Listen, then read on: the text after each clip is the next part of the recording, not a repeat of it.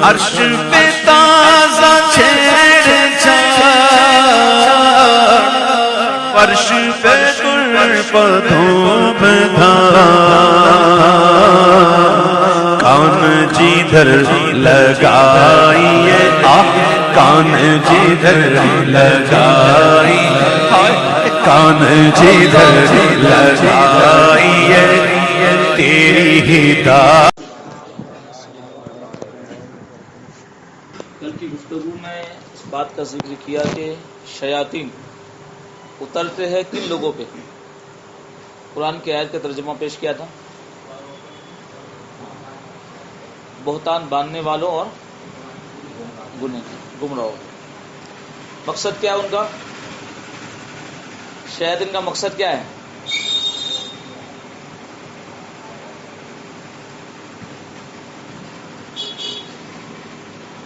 وہ کیوں اترتے ہیں؟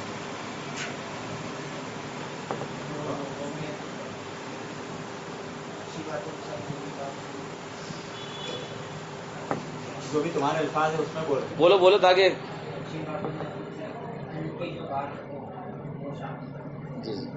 پھر کیا کریں گے؟ اور کوئی بتائے گا اس تعلق سے شیاطین لوگوں کے پاس آتے کیوں ہیں؟ ان کا مقصد کیا ہے؟ ہاں، اصل راستے سے، لیکن وہ پہلے اچھی بات پیش کرے گے اور اسی اچھی بات کے اندر ان کی جو اصل پوائنٹ ہے کہ یہ بندے کو کس طرح سے غلط راستے پر لے جانا ہے، تو اچھی چیز کو بیچ میں پیش کرے گا، یعنی شروع میں۔ پھر جب دیکھے کہ ہاں یہ ہمارا ہو گیا ہے، تو جو گمراہ ہے ان کو بھی گمراہی پر قائم رکھتا ہے، اور جو گمراہی سے دور ہونا چاہتے ہیں ان کے اندر ایسی باتیں ڈال دیتا ہے کہ جس کی وجہ سے وہ صحیح راستہ دیکھ نہیں سکتے۔ نبی کو اللہ نے جو منصب نبوت عطا فرمایا، تو کیا کسی نبی کے اپنی کوشش، محنت، عبادت، ریاضت سے انہوں نے اس منصب کو حاصل کیا؟ جتنے انبیاء ہیں، کیا انبیاء کرام ہیں، ان سب کو منصب نبوت کس نے عطا کیا ہے؟ یہ صرف اور صرف اللہ کا فضل ہے۔ یہ کس نے دعویٰ کیا کہ یہ لوگ یعنی منصب نبوت عبادت اور ریاضت سے حاصل کر سکتے ہیں؟ فلسفی لوگوں نے۔ اور اگر یہ مان لے تو کیا خرابی لازم آتی ہے؟ نقصان کیا ہے؟ یعنی کوئی اس چیز کا اگر دعویٰ کرے آج کہ انسان عبادت سے، کوشش سے، ریاضت سے منصب نبوت کو پا لے گا، نقصان کیا ہوگا؟ خرابی کیا ہے؟ کفر برابر۔ کیوں؟ ہاں، اللہ نے قرآن میں فرما دیا کہ نبی پاک صلی اللہ علیہ وسلم آخری نبی ہے۔ آخری کا مطلب کیا ہوتا ہے؟ سب سے لاسٹ میں تشریف لانے والے۔ یہ ضروریات دین کا ہے مسئلہ ہے، اور ہر عام و خاص، اب ہر کوئی جانتا ہے آخری کا مطلب کیا ہوتا ہے۔ جیسے ایک بھائی آخری آئے، مان لو کہ اب درس کا وقت شروع ہو گیا، یعنی اب پڑھائی کا وقت ختم ہو گیا، یہ آخری درس سے پہلے سبق ہو گیا، تو آخری سبق کا یہ درس شروع ہو گیا، تو اب یہ تو مانا نہیں جائے کہ درس اس کے بعد شروع ہوگا، اب شروع ہو گیا، تو آخر میں آ گئے برابر۔ اب تو کوئی آئے گا نہیں، پھر وہ آخری نہیں رہے گی۔ اگر کوئی یہ کہے کہ آ سکتا ہے یا آئے تو ان کی خاطر میں تو فرق نہیں آئے گا، تو پھر وہ مانا کہاں رہا آخری؟ وہ آئے گا انشاءاللہ گفتگو، اس لیے میں نے یہ بات آپ کے ذہن میں داخل کیا۔ چلیے ایک بات درود شریف پر اللہم صلی علی سیدنا و مولانا محمد و بارک وسلم، صلاۃ و سلام علیک یا رسول اللہ صلی اللہ تعالی علیہ وسلم۔ ادھر گفتگو پچھلے دنوں سے حرمت مصاہرت کے تعلق سے چل رہی ہے۔ یہ سسرالی رشتہ ہے، یعنی شادی کے بعد برابر اس کی بہن ہے، اس کی ماں ہے، اس کی خالہ، یعنی ہماری عورت جس عورت سے شادی کی برابر، تو یہ اس تعلق سے گفتگو چل رہی ہے۔ وہ حقیقی رشتے،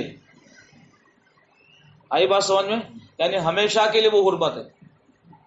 حرمت مصاہرت کیا ہے؟ دائمی حرمت ہے۔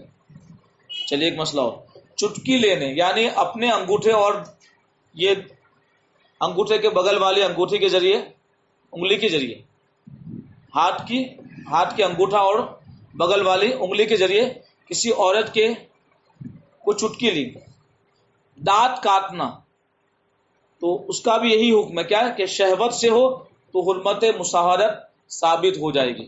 یعنی اگر شادی سے پہلے بھی کسی انسان نے اس طرح سے کسی خاتون کے ساتھ یہ کیا کہ اپنے انگوٹھے اور انگلی سے اس کو چوٹی لی، چٹکی، یا دانت سے کسی عورت کو کاٹا اور شہوت تھی، یعنی دل کے اندر غلط خیال آیا، تو غلط خیال آ گیا اس وقت، برابر، یا تھا تو اور زیادہ ہو گیا، تو پھر اب اگرچہ شادی اس سے نہیں ہوئی ہے تو اس کی ماں، اس کی بہن، برابر، اس کی پھوپھی، اس کی خالہ، ان سے رشتہ نہیں ہو سکتا ہمیشہ کے لیے. عورت کی شرمگاہ کو چھوا یا پستان کو، اوپر کا حصہ، اور کہتا ہے کہ شہوت نہ تھی تو اس کا قول معتبر نہیں. یعنی کسی انسان نے یہ حرکت کی اور کہتا ہے کہ میں نے شہوت سے نہیں کیا، تو کوئی پاگل تو نہیں ہے؟ آئی بات سمجھ میں؟ یہ حرکت کوئی پاگل تو نہیں کرے گا. نظر سے حرمت ثابت ہونے کے لیے، یعنی نظر سے، دیکھنے سے، کسی لڑکی کو دیکھا تو نظر سے حرمت ثابت ہونے کے لیے نظر کرنے والے میں شہوت پائی جانا ضروری ہے، یعنی غلط خیال ضروری ہے. اور بوسہ لینے اور گلے لگانے، چھونے وغیرہ میں ان دونوں میں سے ایک کو شہوت ہو جانا کافی ہے، اگرچہ دوسرے کو نہ ہو. نظر میں تو یہ ہے کہ ادھر بھی ہو ادھر بھی ہو، ٹھیک، یا پھر ہے کہ اس کے اندر کی چیزوں کو دیکھا، جس طرح آج غلط حرکتیں ہو رہی ہے، اور یہ کفاروں کی طرف سے ایک سازش کے تحت بہت سے لوگ اس سے پہلے بھی 2-3 مہینے پہلے یہ حرکتیں، علماء کرام یعنی جو پڑھے لکھے، ان کی آئیڈیوں کو کسی طرح سے، یہ ساری چیزیں تو مجھے جانکاری نہیں، لیکن اس طرح سے غلط حرکتیں موبائل کے ذریعے بھی ہو رہی ہے. تو انسان اگر عورت کے اندر کی شرمگاہ کو دیکھ لے گا شہوت کے ساتھ تو بھی حرمت مصارت ثابت ہو جائے گی. یعنی کہ بوسہ لینے، بوسہ سمجھتے ہیں نا، پیشانی کو چوم لینا، گلے لگانا اور چھونے وغیرہ میں ان دونوں میں سے کسی ایک کو شہوت ہو جانا کافی ہے، اگرچہ دوسرے کو نہ ہو. یعنی لڑکی اور لڑکے میں کسی ایک کو بھی شہوت ہو جائے گی، اور ظاہر سی بات ہے جوان ہوگے تو ہو جائے گی. اس لیے تو کہا گیا ہے کہ جوان بچہ، برابر، ماں پیار کرے، اس میں کوئی تکلیف نہیں، لیکن اگر اس طرح کا غلط خیال آ گیا تو احتیاط کرے. اس لیے تو پیرانے طریقت کے شریعت نے کیا حکم دیا؟ پردہ، یعنی حکم شرع سب کے لیے برابر ہے. جب نبی پاک صلی اللہ تعالی علیہ وسلم نے اپنی حیات طیبہ کے اندر خواتین کو اپنے ہاتھ پر بیعت نہیں فرمایا، برابر، جو پاکیزہ ہے اور پاکیزگی جن کے گھر کا مقدر ہے، جہاں گناہ کا تصور نہیں، لیکن انہوں نے بعد میں آنے والے اس منصب، جو آپ کا منصب ہے، اس منصب کی نیابت جن کو دی گئی، ان کے لیے بھی حکم ہے کہ خاتونوں کو ہاتھ سے نہ ملے. کسی سے پوچھا گیا کہ تو نے اپنی ساس کے ساتھ کیا کیا؟ ایک چیز ہوئی، مجنون اور نشے والے سے یہ فعل ہوئے، یہ افعال مانا کام. مجنون یعنی پاگل انسان ہے، نشے والا.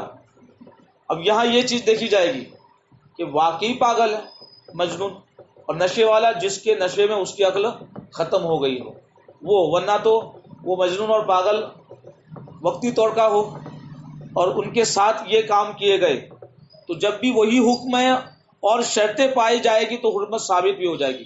یعنی ظاہر سی بات ہے اگر جنون ہوگا یا نشہ ہوگا تو نشے میں یہ چیز تو نہیں ہو سکے گی، یعنی حقیقی نشہ، یعنی جس کے اندر انسان کا دماغ ختم ہو جائے.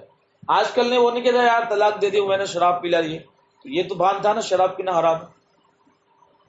ایک یہ کہ وہ جو پوزیشن ہوتی ہے تو طلاق کیوں دی اس نے؟ اپنے ہاتھ کو کاٹ دینا چاہیے تھا، ایکسیڈنٹ ہونا چاہیے تھا ایسے لوگوں کا بیچ رستے کے اندر. تو یہ بہانہ بناتے ہیں. تو نشہ اس حد تک کا نہ ہو اور جنون یعنی پاگل پن اس حد کا نہ ہو. کچھ لوگ اپنے کو پاگل بنا لیتے ہیں، پاگل ہوتے نہیں، یعنی اپنے کو پاگل بنا لیتے، وہ تو صحیح ہوتا ہے پاگل کہہ کے، اس طرح طریقے اپناتے. آپ تو دیکھتے ہیں کہیں کہیں بہت سے لوگوں نے دیکھا ہے، اور خاص طور سے یہ بھیک مانگنے والے ایسے طریقے اپناتے ہیں کہ جس سے انسان کی عقل کام نہیں کرتی. تو یہ کہا کہ مجنون اور نشے والے سے یہ کام ہوئے اور یا ان کے ساتھ کیے گئے، یعنی کوئی عورت پاگل ہے یا، تو جب بھی وہی حکم ہے کہ وہ شرطیں پائی جائے، یعنی شہوت اور چھونا اور گلے لگانا، کیونکہ دونوں میں سے کسی ایک کا ہونا ضروری ہے. کسی سے پوچھا گیا کہ تو نے اپنی ساس کے ساتھ کیا کیا. یہ مسئلہ بہت دیکھ اہم ہے، لیکن مذاق کے اندر لوگ کیا بول لیتے ہیں، مذاق کی بات ہے اس کے لیے بولوں. کسی سے پوچھا گیا کیا کہ تو نے اپنی ساس کے ساتھ کیا کیا، تو اس نے کیا کہا، میں نے جمع کیا، یعنی اپنے ساتھ کے ساتھ معاذ اللہ صحبت کی.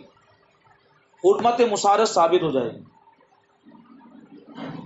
اب اگر کہے میں نے جھوٹ کہا تھا تو اس کا قول نہیں مانا جائے گا، اگرچہ مذاق میں کہہ دیا ہو، جب بھی یہی حکم ہے، یعنی ہمیشہ ہمیش کے لیے اس کی عورت حرام ہو جائے گی.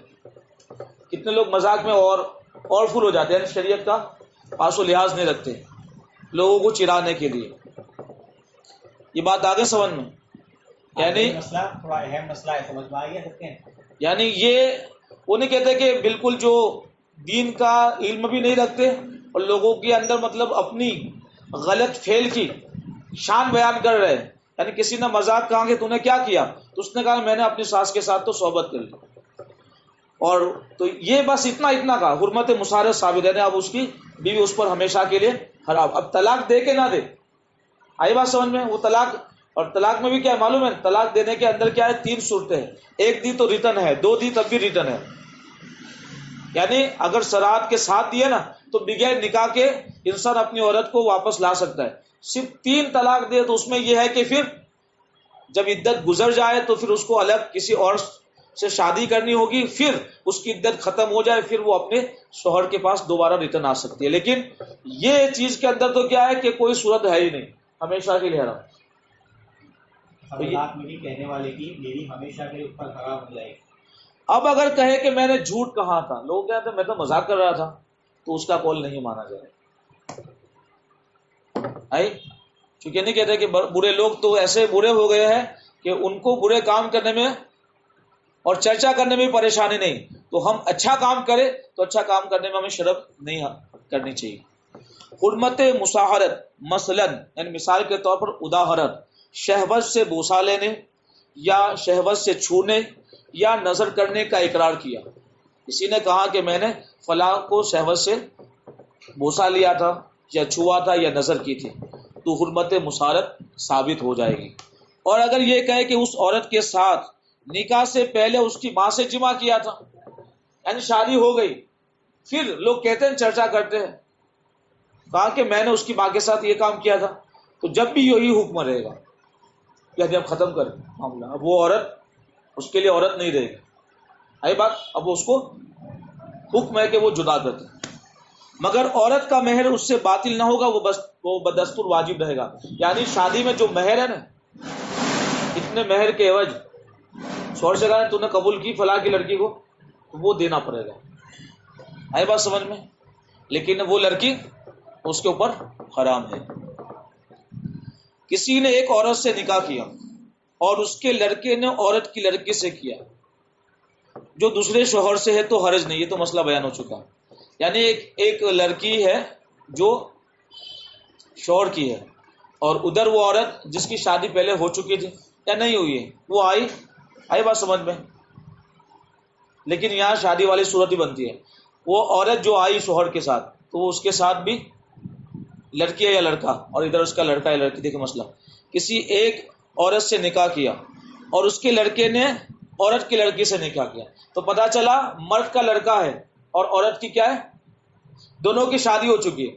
اس کا شوہر مر گیا ہوگا یا طلاق دے دی ہوگی، ادھر اس کی بیوی مر گئی ہوگی یا اس نے طلاق دے دی ہوگی. دو ہی صورت ہے برابر. شادی تو ہوئی ہے تبھی تو اولاد ہے، تو ادھر لڑکی لے کے آئی، ادھر لڑکا، تو ان کا آپس میں رشتہ جائز، چونکہ اس کی بیوی الگ ہے اور اس کا شوہر الگ ہے. یوں ہی اگر لڑکے نے عورت کی ماں سے نکاح کیا، جب بھی یہی حکم ہے. یوں ہی لڑکے نے عورت کی ماں سے نکاح کیا، تب بھی یہی حکم ہے، چونکہ یہ اس کی سوتیلی ماں ہے برابر، اس سے کوئی رشتہ نہیں بنتا ہے.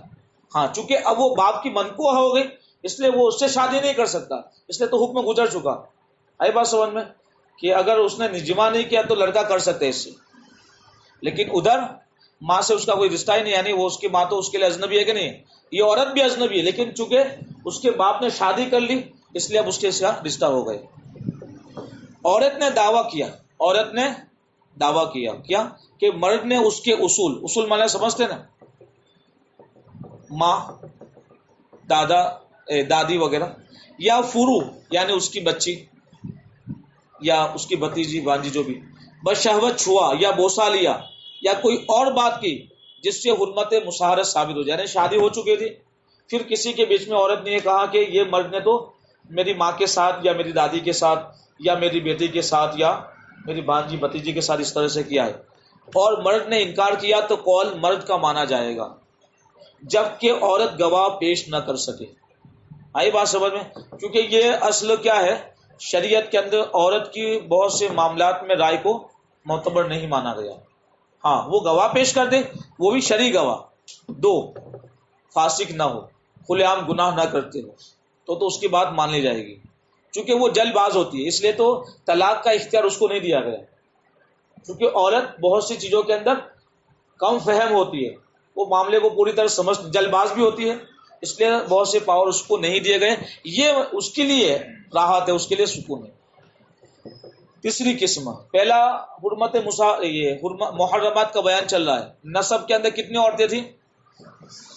کون کون؟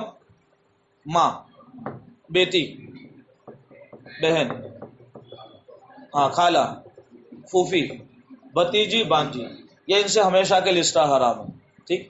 اسی طرح سسرالی رشتے کے اندر کیا آ جائے گی؟ جوزا کی لڑکیاں، یعنی جس سے ہم نے شادی کی تو اس کی جو لڑکیاں ہوگی برابر، تو شوہر ان لڑکیوں سے شادی نہیں کر سکتا۔ ہاں اگر اس سے جمع نہیں کیا، یعنی کوئی عورت تھی جس کی پہلے شادی ہو چکی تھی برابر، اس کے ساتھ لڑکیاں بھی ہے، اب اگر جمع نہیں کیا تو اس کی لڑکیوں سے نکاح، لیکن جمع کر لیا تو پھر اس کی لڑکیاں ہمیشہ کے لیے اس پر حرام۔ اس طرح جوزا کی ماں، یعنی جو بیوی ہے اس کی ماں، اس کی دادی، یہ ہمیشہ کے لیے حرام۔ بیوی کی لڑکیاں بھی ہمیشہ کے لیے حرام، اس کی دادیاں بھی ہمیشہ کی، نانیاں، باپ دادا وغیرہ، اصول کی بیویاں، باپ دادا وغیرہ، یعنی اس کے جو باپ دادا کی بیویاں ہوگی وہ بھی یہ شوہر پر حرام۔ اسی طرح بیٹے پوتے وغیرہ، اس کی بھی بیویاں اس پر حرام۔ ٹھیک ہے، تو اس پر گفتگو ختم۔ اللہ رب العزت کی بارگاہ میں دعا ہے کہ اللہ تعالی ہمیں احکام شرع سیکھ کر اس پر عمل کرنے کی توفیق عطا فرمائے اور گناہوں سے دور رہنے والا بنائے، اور شریعت کا علم سیکھ کر اسے دوسروں تک پہنچانے اور خود بھی عمل کرنے کی اللہ ہمیں توفیق عطا فرمائے۔ ان اللہ و ملائکۃ یصلون علی النبی یا ایھا الذین آمنوا صلوا علیہ وسلموا تسلیما۔ اللهم صل علی سیدنا مولانا محمد معدن الجود والکرم وعلیہ وبارک وسلم۔ صلاۃ و سلام علیک یا رسول اللہ۔ ان اللہ